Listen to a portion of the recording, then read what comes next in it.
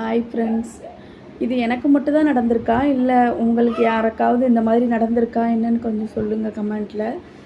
என்னென்னா, இப்போ ஒரு குழு தலைவிட்ட வந்து நாங்கள் 2 லோன் வாங்கியிருந்தோம். செவ்வாய்க்கிழமை ஒன்று கட்டுவோம் வாரம். 2வது மாதம் ஒன்று கட்டுவோம். அப்போ கட்டிகிட்டு இருக்கும் போதே வந்து அவங்க வீட்டில் வந்து சொன்னாங்க, என் பொண்ணுக்கு கல்யாணம் வச்சுருக்கேன், எனக்கு ஒரு லோன் வாங்கி கொடுன்னு சொன்னாங்க. இப்போது ஒரு லோன் வந்து 30,000 வாங்கி கொடுத்தோம். மாதம் 2,000 என்னமோ கட்டணும்னு நினைக்கிறேன் 2 வருஷத்துக்கு. நான் சொல்கிறது லாக்டவுனுக்குலாம் முன்னாடி. அப்போது ஒரு 4-5 மாதம் கட்டிகிட்டு இருக்கும் போதே அவங்க கட்டுனாங்களா என்னன்னு தெரியலை. ஒரு 4-5 மாதமாக அந்த லோன்காரன் எனக்கு ஃபோன்லாம் போடலை.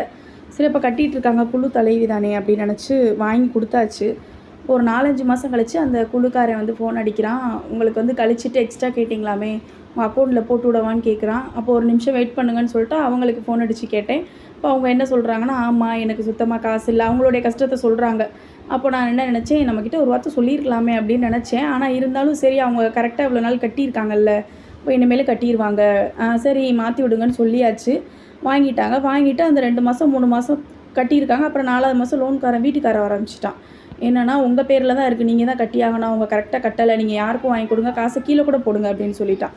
அப்புறம் 2 தடவை அவங்க வீட்டுக்கு கூட்டிகிட்டு போனேன். என்னக்கா எங்கள் வீட்டுக்கு தேடி வந்துட்டுருக்கா, நாங்கள் வாடகை வீட்டில் இருக்கோம், எங்களை திட்டுறாங்கக்கா அப்படின்னு சொல்லி கூட்டிகிட்டு போனேன். வேலை எல்லாம் அது இல்லை நான் கட்டிடுறேன் அப்படின்னு சொல்லிட்டு பேசுனாங்க. சரின்னு விட்டாச்சு. அப்புறம் கொஞ்ச நாள் கழித்து வந்து எனக்கு 20,000 ஒரு லோன் வாங்கிட்டு, ரொம்ப அவசரம், மகளுக்கு அது செய்யணும் இது செய்யணும், மக வீட்டில் பிரச்சனை, இப்போ தான் கல்யாணம் பண்ணி கொடுத்துருக்கேன் அப்படி இப்படின்னு ரொம்ப கெஞ்சினாங்க. சரின்னு சொல்லிட்டு வீட்டில் சொல்கிறது கூட கேட்காம நான் போய் 20,000 வாங்கி கொடுத்துட்டேன். அந்த 20,000 போய் வாங்கி கொடுத்ததுக்கு ஆட்டோ காசு கூட கொடுக்கல. எனக்கு திடீர்னு பாஸ்போர்ட் சைஸ் ஃபோட்டோ கேட்டாங்க. பாஸ்போர்ட் சைஸ் ஃபோட்டோ என் காசு தான் போட்டு எடுத்தேன். ஆட்டோ காசு எல்லாமே என் காசு தான். வேலையை ஒரு வீடு வேலை பார்க்குறத விட்டுட்டும் போனேன். எல்லாமே எனக்கு தான் நஷ்டம். சரி, கஷ்டப்படுறாங்க, ஒரு உதவி நினச்சி தான் நம்ம இதெல்லாம் பண்ணுறோம். ஆனால் அது என்ன பண்ணாங்க, 3 வாரம் கட்டிட்டு ஊரை சுற்றி கடன், நிறைய பேர்கிட்ட லோன் வாங்கிட்டாங்க. என்ன மாதிரி ஒரு 10-20 பேர் பேரில் எல்லாருக்கிட்டையும் கடனை வாங்கிட்டு கட்ட முடியாமல் புருஷனை பொண்டாட்டி சேர்ந்தே ஓடிட்டாங்க. அவங்கள தேடி பார்த்து போலீஸில் கம்ப்ளைண்ட் கொடுத்து நிறைய பண்ணி பிடிக்கவே முடியலை. ஆளை பார்த்துட்டாலும் ஏதாவது ஒரு இடத்துல சொந்தக்காரங்க வீட்லேயோ எங்கேயோ பார்த்துட்டாலும் கூட இனிமேல் கரெக்டாக கட்டுறேன், சூழ்நிலை ஆயிடுச்சு அப்படி இப்படின்னு சொல்லிட்டு கட்டவே இல்லை பார்த்துக்கோங்க. கடைசியில் நான் வீட்டு வேலை பார்த்து எனக்கு அப்போ 500,000 கொடுத்து உதவ கூட ஆள் இல்லை. ஆனால் நான் கட்டினேன் அந்த காசை.